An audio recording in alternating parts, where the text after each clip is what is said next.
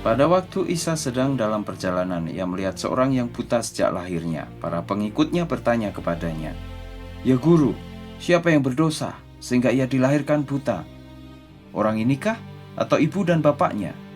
Sabda Isa, "Orang ini dilahirkan buta bukan karena dosanya atau dosa ibu dan bapaknya, melainkan supaya pekerjaan Allah dinyatakan di dalam dirinya.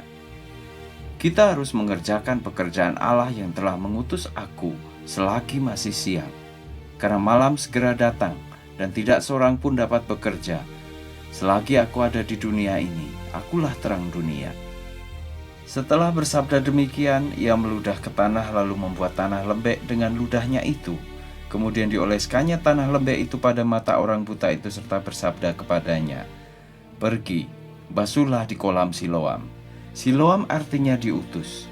Orang itu pun pergi membasuhnya lalu kembali dengan mata yang dapat melihat.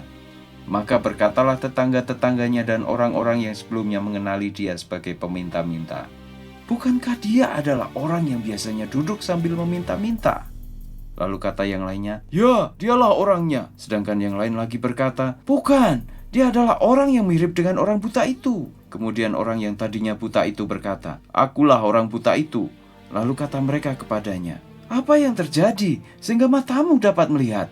Jawabnya, "Orang yang bernama Isa itu membuat tanah menjadi lembek, lalu ia mengoleskannya pada mataku dan bersabda kepadaku, 'Pergilah ke Siloam dan basuhlah.' Maka pergilah aku untuk membasuh, lalu aku dapat melihat."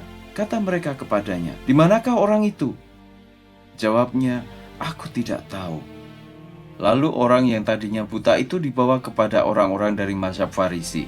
Hari ketika Isa membuat tanah lembek dan membuat mata orang itu dapat melihat adalah hari Sabat. Orang-orang dari mazhab Farisi pun bertanya kepadanya, bagaimana ia dapat melihat. Lalu katanya kepada mereka, "Dia mengoleskan tanah lembek pada mataku, lalu aku membasuhnya. Setelah itu aku dapat melihat."